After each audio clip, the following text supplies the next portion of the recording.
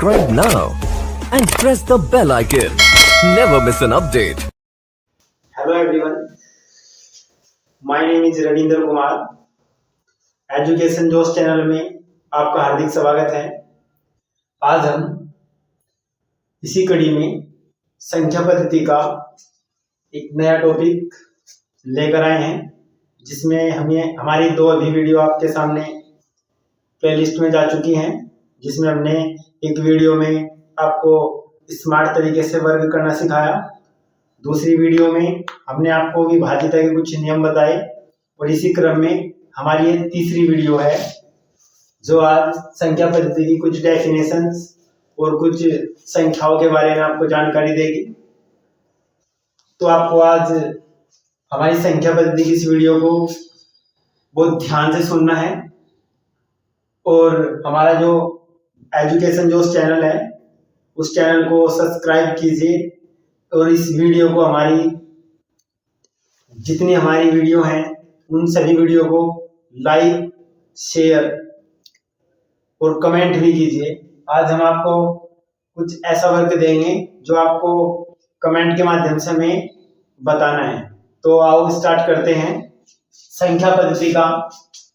इसी क्रम में सबसे पहले किसी भी संख्या को लिखने के लिए हमें अंक की आवश्यकता होती है। किसी भी संख्या को लिखने के लिए हमें अंकों की आवश्यकता होती है, और इस दुनिया में टोटल 10 अंक होते हैं। कुल अंक होते हैं 10। इन 10 अंकों से आप कोई भी संख्या बना सकते हो। जैसे सबसे पहले एक संख्या या सबसे पहले डेफिनेशन आती है प्राकृतिक संख्या की। प्राकृतिक संख्या में हम संख्याओं को जो काउंटिंग करते हैं वो 1 से स्टार्ट करते हैं। 1 2 3 4 5 और ऐसे आप अनंत तक काउंटिंग कर सकते हैं। यानी कि कहने का अभिप्राय है कि प्राकृतिक संख्याएं 1 से स्टार्ट होकर और अनंत तक जाती हैं। इसी क्रम में दूसरी संख्या का नाम है पूर्ण संख्या, कंप्लीट नंबर।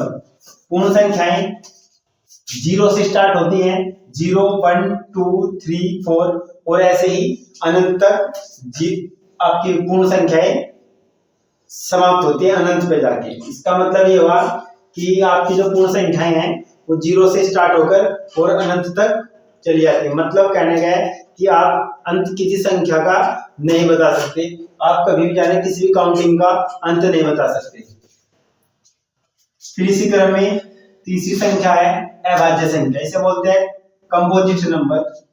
तो अभाज्य भाज्य संख्या यानी कि कंपोजिट नंबर वो संख्या होती है जिस संख्या के 2 से अधिक गुणनखंड हो। जिस संख्या के 2 से अधिक गुणनखंड हो वो संख्या अभाज्य संख्या कहलाती है। भाज्य संख्या कहलाती है। जिस संख्या के 2 से ज्यादा गुणनखंड हो वह संख्या भाज्य संख्या कहलाती है। जैसे हमने एक संख्या ली 6 हमारी 1 से डिवाइड होती है। इस दुनिया में जितनी भी संख्याएं हैं सभी संख्याएं 1 से और खुद से तो डिवाइड होगी, ये श्योर है। तो जैसे हमने 6 संख्या ली, 6 1 से डिवाइड होता है, 6 2 से डिवाइड होता है, 6 3 से डिवाइड होता है और 6 6 से डिवाइड होता है। इसका मतलब ये हुआ कि 6 के जो गुणनखंड हुए वो 4 होते हैं और ये 2 से ज्यादा है, तो आप बोल सकते हैं कि 6 भाज्य संख्या है। इसी क्रम में 4 1 से डिवाइड होता है, 4 2 से डिवाइड होता है, 4 4 से डिवाइड होता है, यानी कि इस 4 के 3 गुणनखंड होते हैं, ये भी 2 से ज्यादा है। तो आप बोल सकते हैं कि भाज्य संख्याएं में संख्या होती हैं जिन संख्याओं के 2 से अधिक गुणनखंड होते हैं, जिसमें 6 4 एनीथिंग और भी है। इसके बाद सबसे इंपॉर्टेंट आती है अभाज्य संख्या। सबसे इंपॉर्टेंट और सबसे अधिक एग्जाम में पूछे जाने वाली अभाज्य संख्या, इसे इंग्लिश में बोलते हैं prime number, PRIMENUMBER, prime number. Prime number की डेफिनेशन होती है कि जिस संख्या के केवल 2 गुणनखंड हो, जिस संख्या के केवल दो गुणनखंडों, केवल दो गुणनखंडों वह संख्या अभाज्य संख्या कहलाती है। दो गुणनखंड भी कौन होते हैं? एक तो एक होता है और खुद वो संख्या होती है। एग्जाम्पल जैसे मैं आपसे बोल रहा हूं कि सबसे हमने एक संख्या ली दो, दो वैसे भी सबसे छोटी अभाज्य संख्या है। हमने दो लिया, दो एक से डिवाइड होता है और दो दो से डिवाइड होता है। इसका मतलब ये संख्या एक से खुद से डिवाइड है, तो आप बोलोगे दो अभाज्य संख्या है। इसी क्रम में हमने लिया तीन, तीन एक से डिवाइड है और तीन तीन से डिवाइड है, तो आप बोलोगे कि तीन भी अभाज्य संख्या है। ऐसे लिया पांच, पांच एक से डिवाइड है, पांच पांच से डिवाइड है, तो आप बोलोगे कि पांच भी एक और स्वयं से डिवाइड है।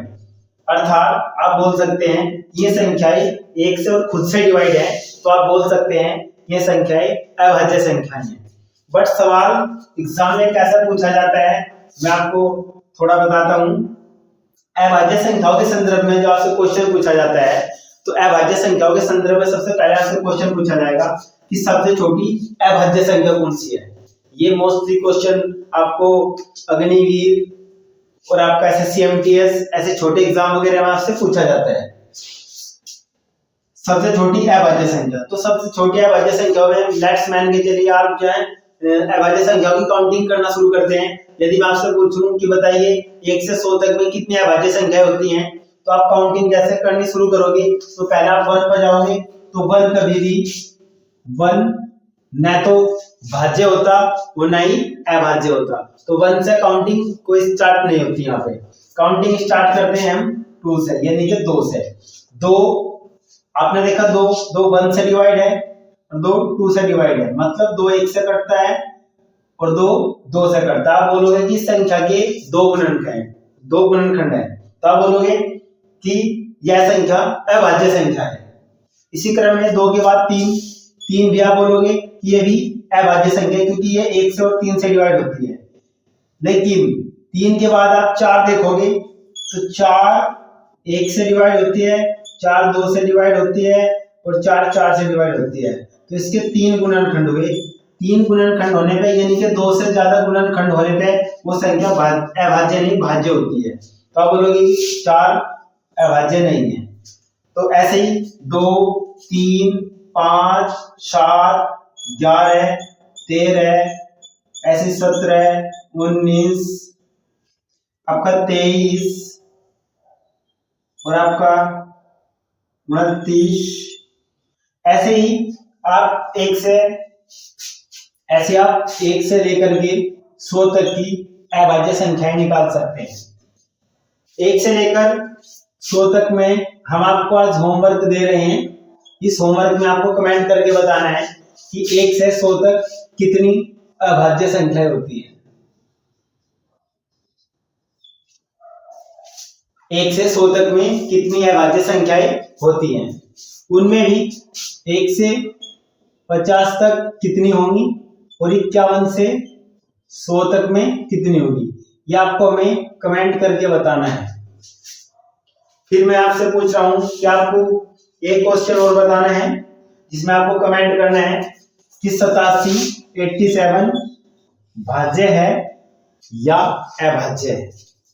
ये लास्ट में आप हमें वीडियो के कमेंट में बताना दे करके। और आपका होमवर्क है 1 से 100 तक में कितनी अभाज्य संख्याएं होती हैं, ये आपको अपनी कॉपी पे अच्छे से निकाल के और देखना है कि कौन कौन सी अभाज्य होती है। अभाज्य संख्याओं के लिए मैं आपको बताया किसी के टेबल में नहीं होती, ओनली एक और स्वयं से डिवाइड होती है।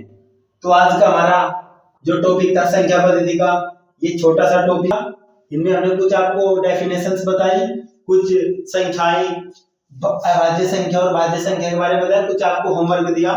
तो इसी तरह में ये हमारा वीडियो यहाँ तक था, बाकी कल हम यहीं से स्टार्ट करेंगे। और आपको बता दें कि हमारा जो चैनल है एजुकेशन जोश चैनल, इस चैनल को जितना हो सके उतना सब्सक्राइब कीजिएगा और हमारी जो वीडियो है उन्हें लाइक और शेयर कीजिएगा। जितना ज्यादा इन्हें लाइक शेयर कीजिएगा उतना ज्यादा हमारा मोटिवेशन होगा। वो मोटिवेशन आपको एक बेहतरीन जानकारी इस वीडियो के माध्यम से, इस चैनल के माध्यम से हम आपको देते रहेंगे। धन्यवाद।